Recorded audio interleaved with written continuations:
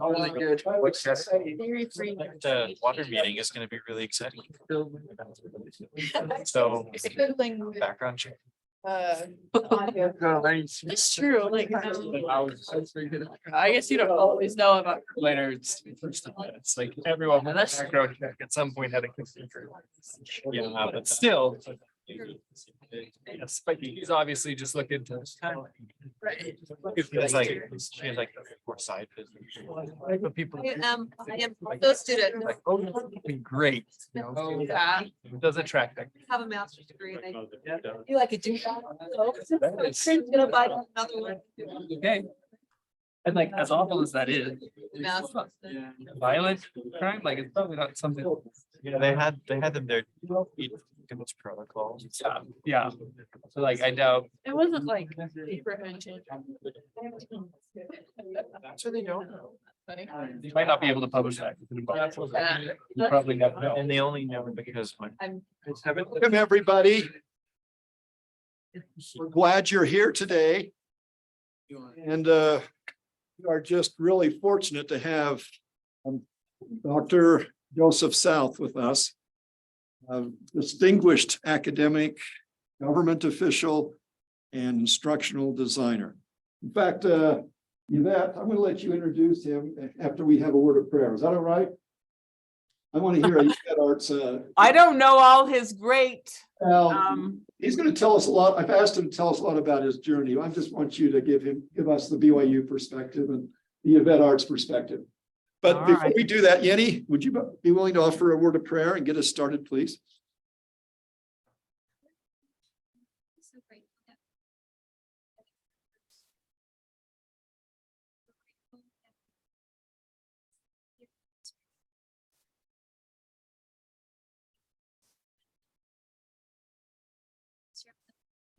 Spirit to be with us, that we may be inspired things that we've heard to do good in the world. We love you. Jesus Christ. Amen. Amen. Thank you, Yenny. And we thank our moderators last week and welcome our moderators this week for our group discussion, and Jennifer and Yolanda. See. Online. Okay, hi. Yolanda, you ready for this? Ready or not? I am. Just so you know, Joseph, they grad students each week lead a discussion. We will be processing the things you tell us all week long, day and night. This is all they're going to be focused on is understanding more fully your message. We turn it over to Ipso. Stephanie, if you will, please. And Allison. So two things that we're announcing. First thing is that we've sent out an email to all of you that's a survey for you to respond and give us your thoughts on Soup Wednesday. You can choose to respond completely anonymous, especially if you have negative things that you want to say about it or critical input that you'd like to give us. We're totally open to that. If you don't mind sharing your email, we are going to be entering anyone who responds into a drawing, and we have many wonderful prizes worth dollars that you could win. So we have awesome t-shirt you could choose from. 5 people will win this from all of the people who respond. You have different t-shirts. There's also like microfiber cloths. Maybe you need more of these, or like the card holders, cord keepers, or the really nice polo shirts that everyone really wants. That is even one of the options. So, and then please respond to the survey. That's professors as well. If you want to give us your thoughts on the Soup Wednesday. Do I get a shirt? Yeah, you get entered if you share your email. Okay. And then I'll turn the time over to Allison to share about our next activity this month.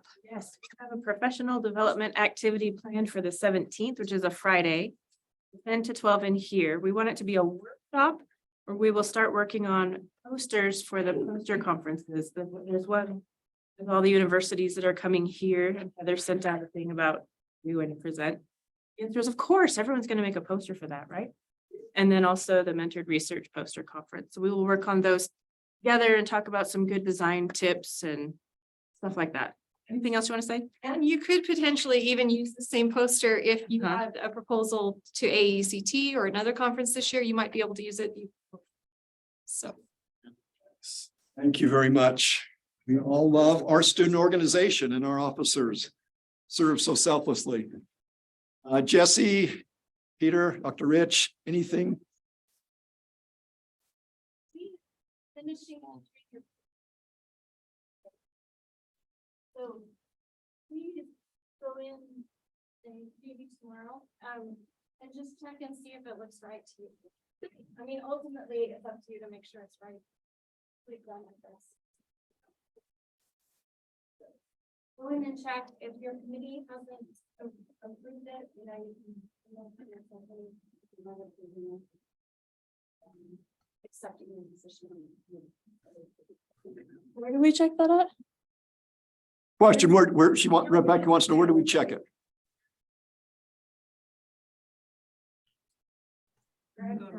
Progress.sim.byu.edu.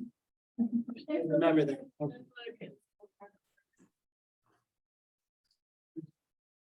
And Dr. Rich is writing that on the backboard, so. Grad progress. So you just want to make sure Amazing. that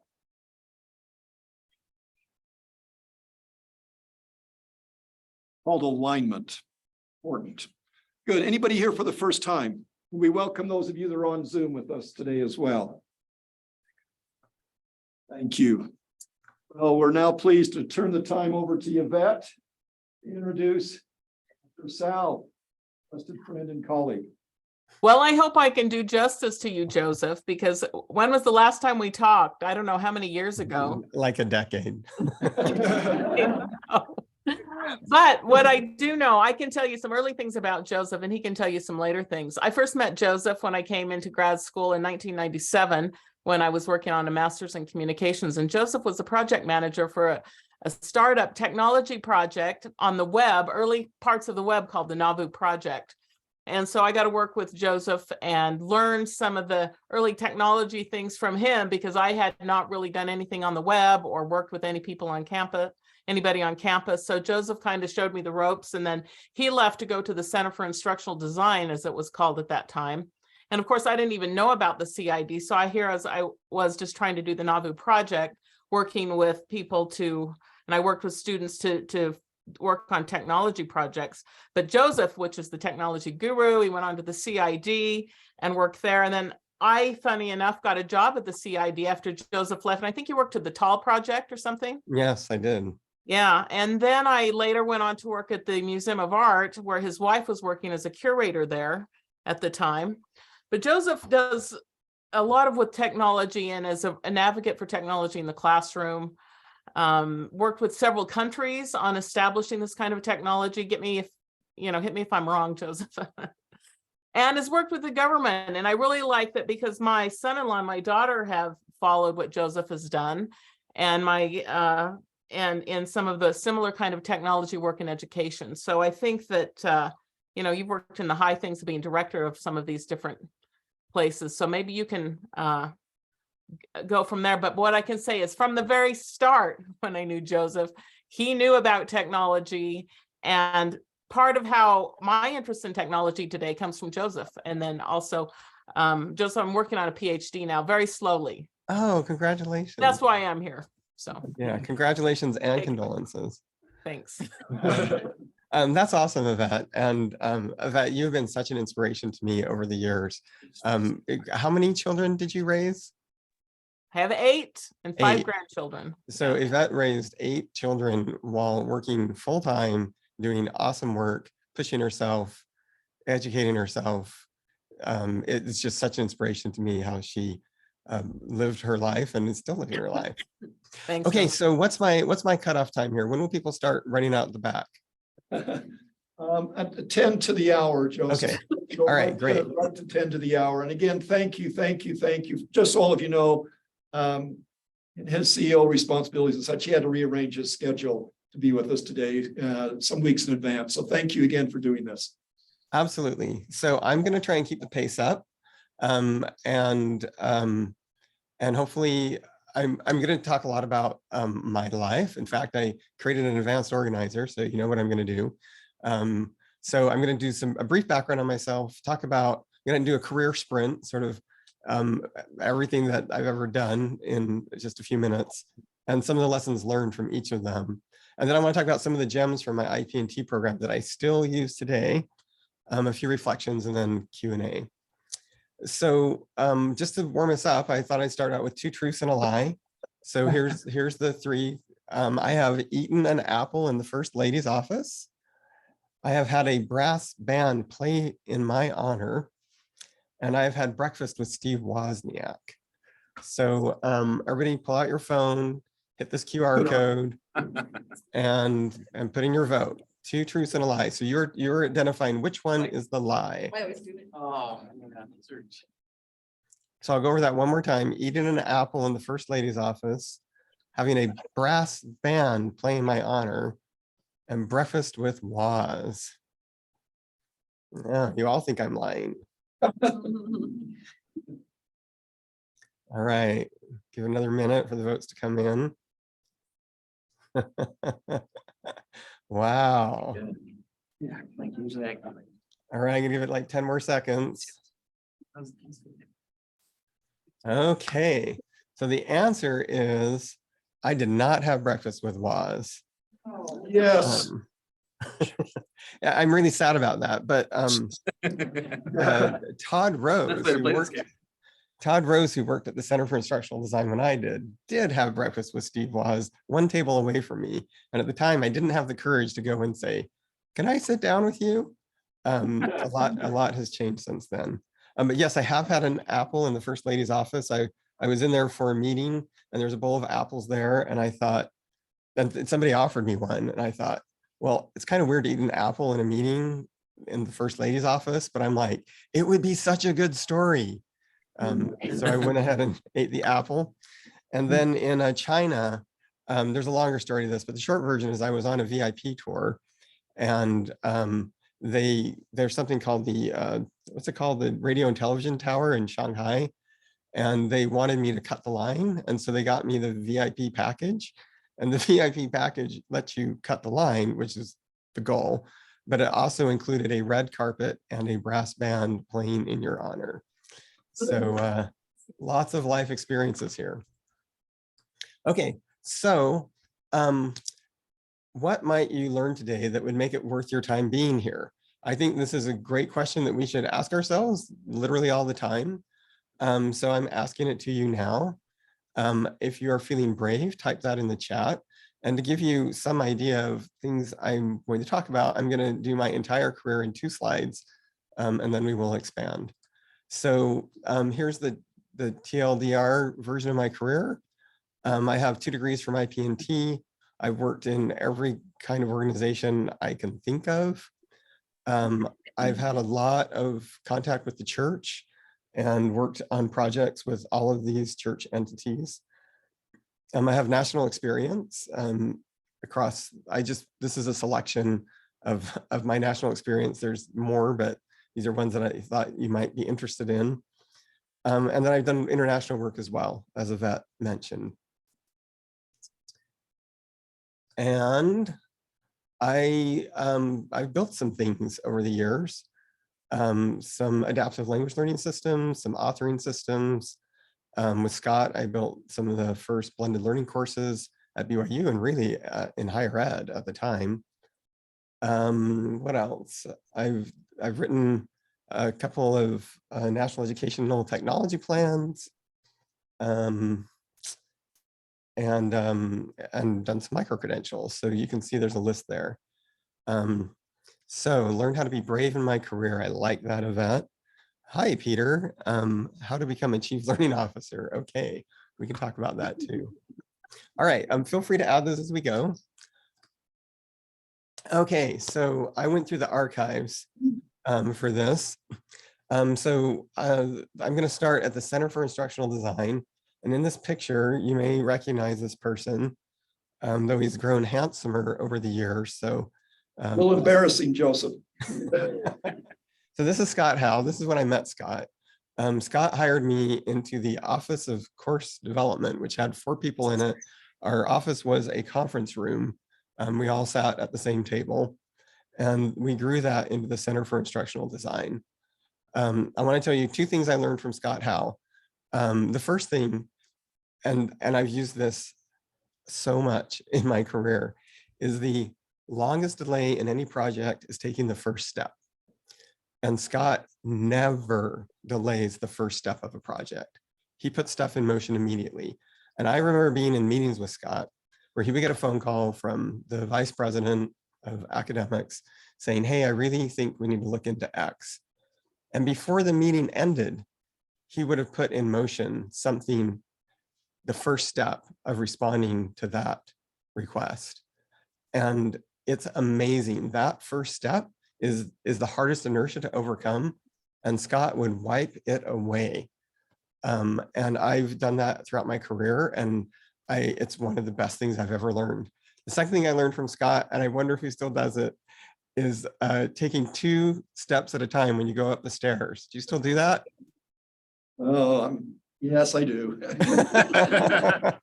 You just get everywhere faster.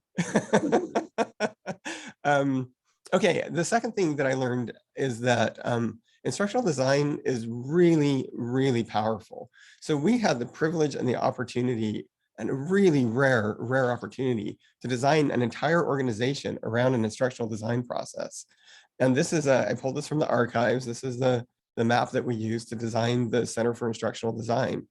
And, you know, this is under Scott's vision and leadership, that we put instructional design at the center of that organization, and we arrayed all of the other resources around it. And by building it that way, I learned how powerful instructional design can be. In too many organizations, they're trying to sprinkle instructional design in from the side.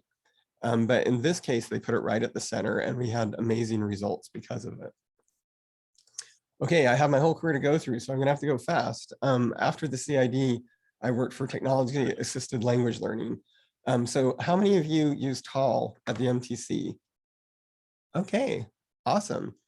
So that is an adaptive language learning program. It's in, I think, 32 languages. It's been used by more than 100,000 people. And this was an incredible opportunity to create something new that had never been done before, that was cutting edge in every way. We earned a patent for the work that we did. And some of the really cool things that we did is we had this adaptive, it's called an adaptive path builder. And these are activities. And you can see this is not a made up path. This is a real path that, depending on the learner's performance, it would send them down different pathways. And we had different thresholds of performance and different review cycles. And we implemented a principle called systematic spaced review, which is the whole idea of, if you want to learn something, the best way to learn it is to take it right on the edge of forgetting it, and then be reminded of it, right? And we'll actually have to recall it. And so we implemented that principle in language learning and got really incredible results. We developed an adaptive language assessment for English.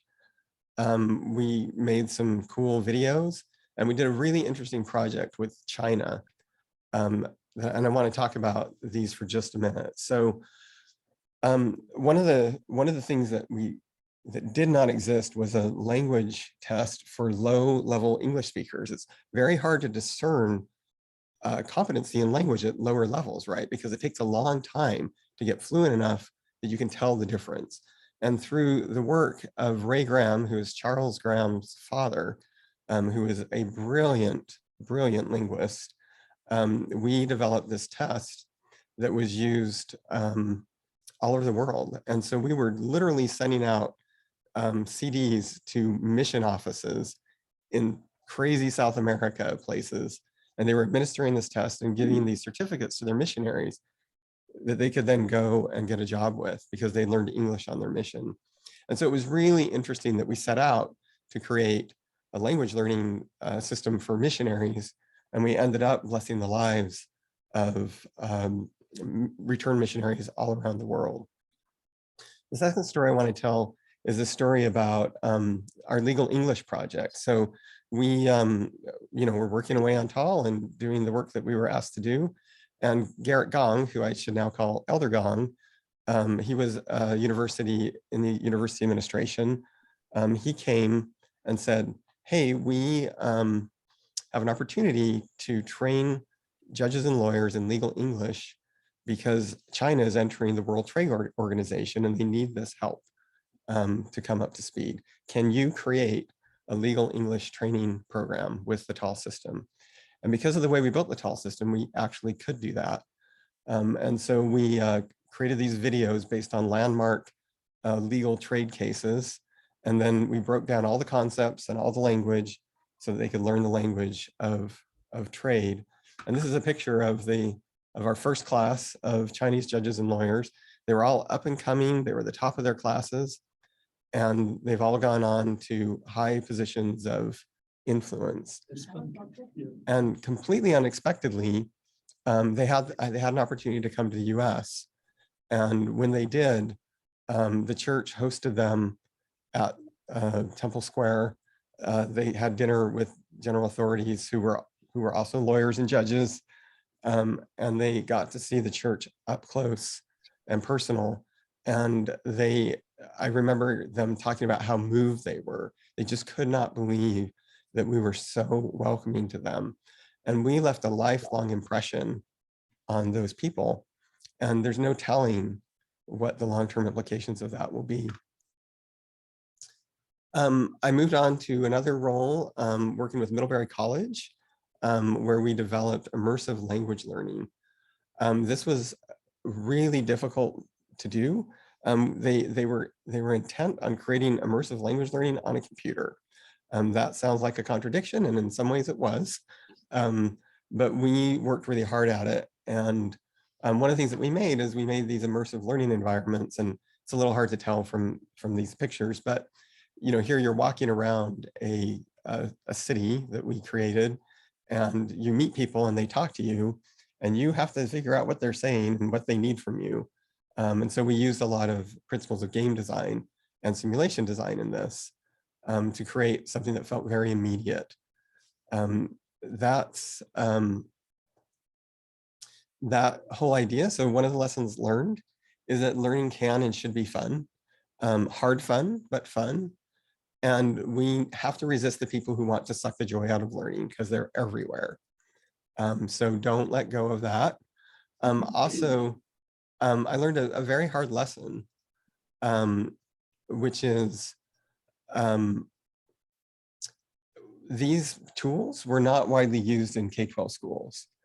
And I found that super frustrating and perplexing. And what I learned is that we were requiring more bandwidth than schools had to use the product. And we were using cutting edge pedagogy. I was working with some of the top researchers in the world. In fact, my team was spread across 5 time zones and 4 continents. And teachers didn't care. It wasn't the pedagogy they had been taught. It wasn't familiar to them. It wasn't comfortable to them. And so they just weren't interested. And I think a lot of times as we develop learning solutions, we can lose sight of the actual people that we're trying to serve. And if you do, it does not matter how amazing your solution is. It doesn't matter how much it adheres to the principles of instructional design. If they can't use it or don't see a reason to use it, they will not use it. So I'm seeing some questions here along the way. I will try and get back to the big one, Charles. I'm going to try and pick these up at the end. So keep putting them in and I'll pick them up. So that's part of the reason my life changed dramatically. I was trying to puzzle through the fact that a lot of what I was making wasn't being used. And I started looking into why not. And I started realizing that our schools were seriously lacking in educational technology. It's surprisingly, in 2013, there was less than 30% of K-12 schools had broadband in the classroom. They had internet to the school office, but they did not have it to the classroom. So a teacher, if they wanted to use technology, they had to go to a computer lab, which means they had to schedule it. It wasn't reliable, and so it might break, and then that would kill their whole lesson. And I felt like that was a fundamental barrier to any of the things that I wanted to do in my career, and I wanted to do something about it. So Richard Culata, who is also an IP&T graduate, he was in the Obama administration working as the director of the Office of Educational Technology. And I've got to skip a bunch of the story, but he reached out to me and asked if I would come and work with him there. I initially said, no, that's crazy. I was living in Provo. I had 2 kids. I was happy. I had no idea what it meant to do whatever he was doing in the government. But happily, my wife and I thought about it, slept on it, fasted, prayed, and ultimately decided to go. It's the hardest thing outside of my mission that I've ever done in my life. The learning curve was as steep as my mission. It was that steep. Just think how phenomenal is it that, for a period of the last 3 years, the Obama administration, for 2 of those years, both the director and the deputy director of the Office of Educational Technology for the US government were graduates of IP&T. And then I eventually became the director. The things that I did shifted a lot. We released a lot of guidance for the country, but we also found out that we did not have a budget. The previous director had spent all the money. Congress wasn't giving us any more money. There was, that's not a big surprise. And so we realized that we had an office and we had a telephone and we had some money to fly around, and that was it. So we had to figure out how to change the world with no money. And so what we realized is that if you want broad change, telling people what they're doing wrong is not very effective. But if you can capture their imagination, that becomes an amazingly powerful force. And so I'm going to talk about a couple of ways that we did that. So one, we created the first White House Student Film Festival. And we asked students from all over the country to submit a 3-minute video of how they were using technology in school or how they imagine technology could be used in schools in the future. And we had no idea what the response would be. I think the 2 days before we had like 12 videos and we were really worried. The day before we had 100 videos and we relaxed. And then of course, the day of, within 1 hour of it closing, we had like 600 videos. And then we were like, oh no, we have to watch all of these. Because again, there was no money. So for a week, I walked around the Department of Education and said, hey, do you have 10 minutes? And people would say, sure. And I'm like, great, here's a list of videos to watch. Rate these. So we picked some amazing winners. We had a red carpet ceremony in the White House. The president spoke. We showed the videos and really sparked a national conversation around the future of educational technology. The second picture is actually a White House game jam that we did. So we thought that schools were ignoring the power of games and game design, and that there was a lot to be learned from there. So we went to the game companies, the big ones, Ubisoft, Disney, Rovio, I'm totally missing other ones. And we brought them in. We brought in educators and experts from the Smithsonian. So we had SMEs, we had instructional designers, learning designers, and we had people with the technical chops to pull it off. And then we gave them really hard things to teach. And we sourced those from educators. We said, what's super hard for you to teach? And then we gave those to these people and said, here's some things we're not teaching well in school. And they had 48 hours to create a prototype of a game. And then we brought in local students to play the games. These are actually my 2 children. I stuck them in because they needed play testers and my kids were the right age. And then we got some other kids from the school. And then we showed off these games at the White House. And what was exciting about this is that these companies have vast resources and they were not thinking about education at all. And they, through this experience, they sent their best designers to participate in this. And we started, again, a conversation about what they could do to support education in the country. This is probably the coolest thing that I did. We had realized that if we wanted to change schools, we had to get leaders involved. It was not enough to capture the imagination of classroom educators. We had to get superintendents to pay attention, and superintendents are some of the busiest people on the planet. And so we said, well, how can we get their attention? And so we created something called the Future Ready Pledge. I am curious, has anybody been in a Future Ready school or heard the term Future Ready school before? No? All right, well, some places people have, some places they haven't. So we created this whole idea of a Future Ready school, and we wanted to get White House attention to it, but that wasn't easy because we were in the last bit of the administration, and there was only so many things that could make it to the level of the president. But the Obama White House really liked new things, they really liked innovative things, and they really liked things that had never been done before. So we pitched to them a digital signing ceremony in the White House. And that had never been done before.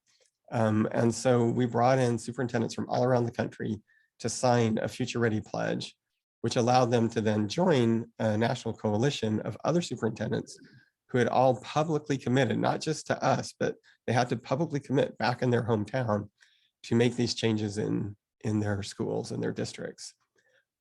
These Future Ready schools still exist. This group of superintendents, they still work with each other, and we've seen a huge amount of change as a result of this. And if you think about it, you know, all we did was come up with the right ideas, capture their imagination, create an event that provided them the credibility they needed to go back home and say, we really should do this, right? Because, you know, I've been to the White House. I was invited to the White House because of this vision that I have. So let's do it. So you never know who you're going to run into in the White House. This is Dr. Wiley, David Wiley. I don't know how many of you know him, but he's an adjunct professor. He and I were grad students together in the IP&T program, and we ran into each other there, and it was a pretty sweet moment to because we were grad students just like you. I came for soup on Wednesdays because it was free and cheap and tasty. Yeah. I sat in those seats, and here we were at the White House, which was pretty remarkable. What we were doing is, this is another national movement that we started, was called the Go Open movement. This was to increase the use of openly licensed educational resources in K-12 schools. And we wanted to take a systemic approach because most openly licensed educational resources are used by individual teachers. And we knew that that was not sustainable. But if we could get organizations to invest in them, then it would become sustainable. So we started the movement. We somehow convinced George Lucas to let us launch it at Skywalker Ranch. So this is Skywalker Ranch with Yoda here. We had a little passport you had to stamp to go to each learning station, get your Yoda stamps to make sure everybody learned what they needed to learn. And once again, we just provided the guidance and the idea and steps people could take, and a brand that they could rally around. So that's some of what we did there. The last thing I'll just mention is, during the time that I was in administration, the broadband in schools, that initial problem that I mentioned, went from less than 30% to over 80%. And by the following year, when I left the administration, we were up above 90%. And that was done through a mixture of public and private partnership. So I'm really, really proud of that work and that change that we were able to lead. I do want to talk about a lesson that I learned here, which is, when I said that this is the hardest thing I've done since my mission, it was. And for a year, I would go to work every day and I would do my very best. And I would come home at the end of the day, and about half of the things that I said or did, I felt great about. And the other half of the things that I said or did, I felt terrible about. In retrospect, I realized that I was wrong, that I was out of my depth, that I didn't respond well, or I just was not doing that part of my job to my standards. And that lasted for a year. And that was a really long time to feel like you're not fully thriving in your work. But after a year, I got my feet under me, and I had 2 years where I felt totally comfortable in those environments, and, you know, had the privilege of working with the White House in multiple ways, meeting the president, and it was comfortable to me. If I had not been willing to go through a year of discomfort, I would not have made it to the 2 years that followed. And that was such an important lesson to me, that you have to be willing to leave your comfort zone if you're going to do the things that the Lord has in mind for you. Okay. After the Obama administration, I had an incredible opportunity to work at IDEO. IDEO is a human-centered design company. They're really known for coining and growing the whole notion of human-centered design. And while I was there, I worked on something called the Purpose Project. And this was focused on helping young people discover and prototype purpose in their lives. And something that these designers had recognized is that a lot of the institutions that we create are designed for the purpose of the institution and not really designed around the students or the learners' needs. We would go into high schools and we would ask students, you know, what do you want to learn about? What are you excited about? And they would look at us really confused. They're like, what do you mean? Or like, what do you want to know? And one student who was a junior said, I've never been asked this in a school setting in my life. I've only been told what I needed to learn. I've only been told that I wasn't learning it fast enough. I've only been told that if I didn't learn this, I wouldn't succeed. No one had ever asked me what I wanted to learn. And so we developed a platform and an approach to help young people explore their purpose, which is a combination of something that's really important to them, but is also meaningful to the community around them, that has an impact. And the lesson that I took from this experience is that there are things in the world that are more important and more powerful than technology, right? Technology is a tool. It accelerates practice. It can accelerate poor practice just as much as it accelerates good practice. And it's up to us to apply it to the things that matter the most. The second thing that I learned is that only by returning agency to learners can we truly optimize learning. And you wouldn't think that agency would be a central design principle in instructional design, but over my career, I've become convinced that it sits at the very center of good instructional design, and that those who design around it do so at their peril. After IDEO, I became the Chief Learning Officer at ISTE. We're the International Society for Technology and Education. This is where I still am today. We help educators use technology effectively in the classroom. I've had the opportunity to build a lot of products and services for them. We have an online professional learning portal that we built from scratch, a certification for teachers in using technology effectively. There's a lot of commercial certifications out there, but they basically certify you in using Apple's tools or Google's tools or Kahoot or whatever, but they don't certify you in using digital pedagogy effectively. And so that's what that does. And I've had the opportunity to work with General Motors to help teachers not just learn about artificial intelligence themselves, but prepare the next generation of students to become artificial intelligence designers. And again, keeping agency at the center, a lot of people have come to us saying, hey, will you help teachers learn about artificial intelligence so they know what it is? Will you help young people learn about artificial intelligence so they know what it is? And we said, nope, but we will work with you if you're willing to go the distance with us to help young people become artificial designers, to put them in a position of agency, to put them in a position of control and of power.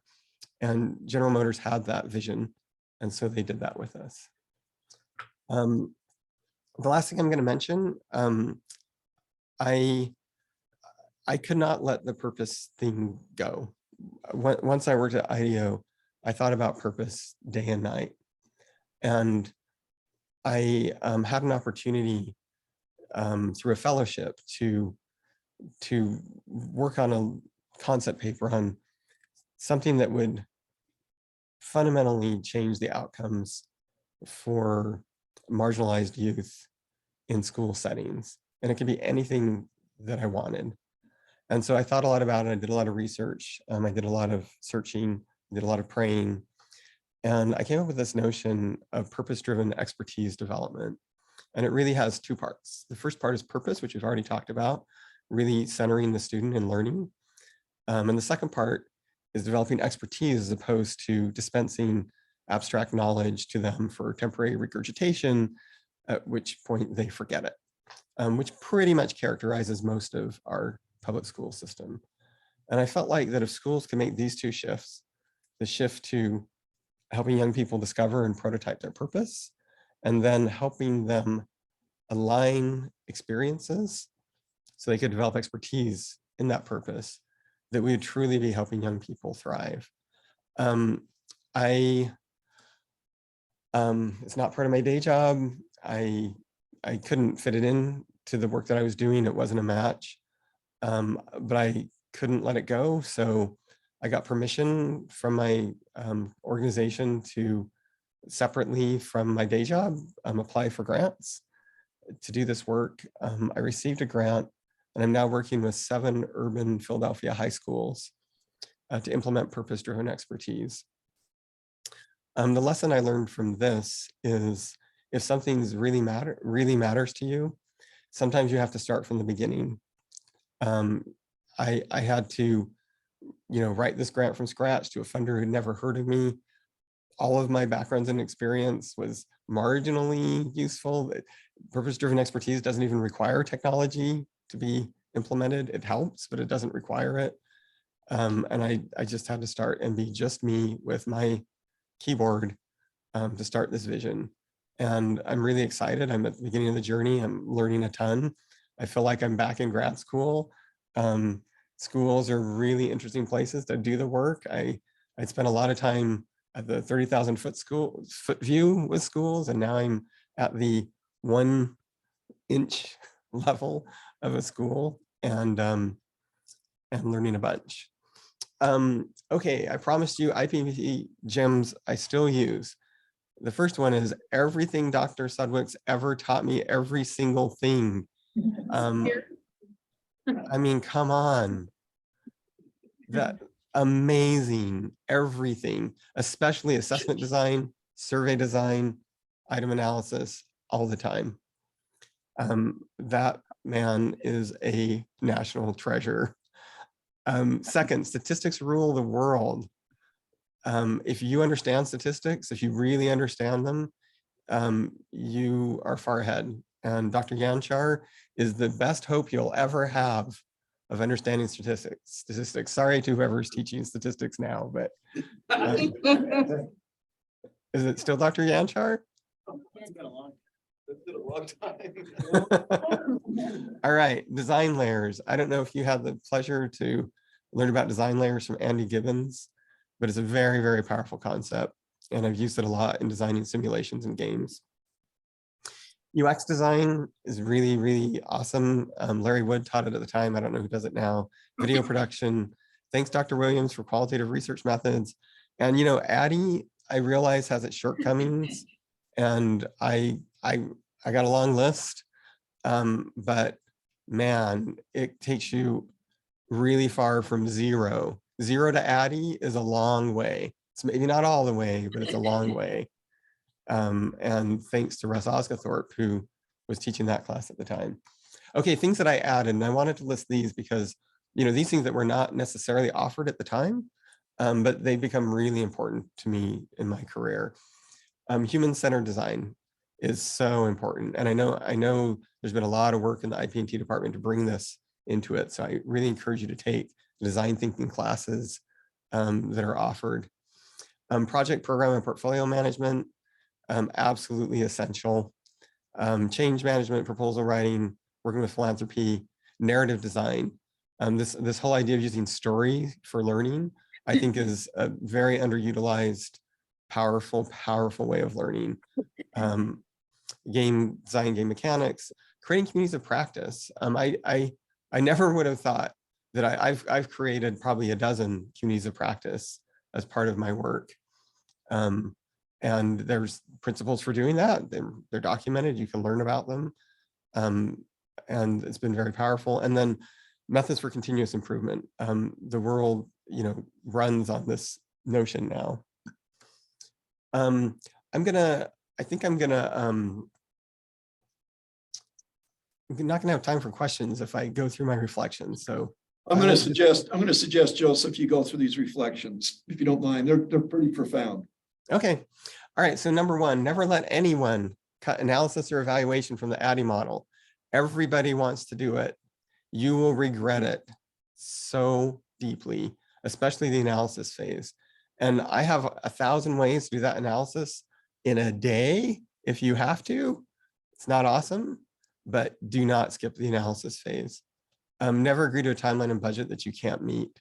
I've had so much pressure in my career, and the biggest mistakes I've ever made were agreeing to timeline and budgets that I couldn't meet because I was trying to please someone or someone else thought that they were reasonable. I talked about this earlier. First job is to capture someone's imagination for what's possible, and everything else follows. I can't emphasize this enough. If we can't inspire people with where we're headed, then we can't get there. Always help other people. You will see them again. So one of the most just really beautiful things about the Obama administration, and you kind of have to be a fan of the TV show, which is now escaping me because I'm under pressure. The one about the president that ran for a long time. West Wing. West Wing, yes. So I don't know if you know about Big Block of Cheese Day, but apparently it was Andrew Jackson's time, they had a day when anybody could come to the White House and there was a giant block of cheese and you could cut off a piece of cheese and you could talk to anybody in the White House, right? And the Obama administration, we had Big Block of Cheese Day. That was a thing. And during that time, anybody in the public could meet with anybody in the administration for 30 minutes. What that taught me is that you have time for other people. And they don't have to be the most influential, fanciest person who's going to get you the next rung on the ladder. You just have time for other people, and you should take that time. And I've never, ever regretted giving people time. It's been edifying to me and to them. And you do see these people again. So always help other people, no matter who you are, no matter where you are. Learning is a human endeavor. It's up to us to make it humane, to keep it humane. I've raged against the machine and then put the machine in the service of the humans. If we don't keep our humanity at the center of learning, then we can lose our humanity. And again, you're not going to read that in the books. This comes from your moral center, and you need to keep that as your North Star. Prototype, always prototype. Make small moves, small bets, build towards scale. The other regret I have is trying to do big projects with giant budgets and a waterfall design method where I was 8 months into it before I knew whether I was going to be successful. I'll never work that way again. And I should have put agile development methods on my previous slide. Those have been lifesavers. And then the last thing that I'll say, I think some people were surprised that I worked for the Obama administration. I tend to be more liberal than some of my other church friends, so it wasn't as far of a reach for me. But it also doesn't mean that I agreed with every single thing the Obama administration was doing. But I believe this, and I believe it deeply, that you can only change things that you invest in. And that goes for your family, it goes for the church, it goes for your workplace, it goes for whatever endeavor for doing good in the world you envision. And it's so easy to stand and point and say they're doing it wrong. That's the easiest thing to do. The hardest thing to do is sit down next to those people and start a conversation and start working with them and figure out what you can do together to make things different. So I would really encourage you to don't be someone who stands and points. Be someone who's willing to invest, who's willing to sit side by side and be the leaven. You know, the leaven only works because it's throughout the bread. You have to be in side by side. And as a result of this, I have found good moral people in every place that I've ever been, of every political stripe and background. They're out there, they're working hard. They don't see things exactly the way you do, but they're good people and they're people you can work with. So thank you.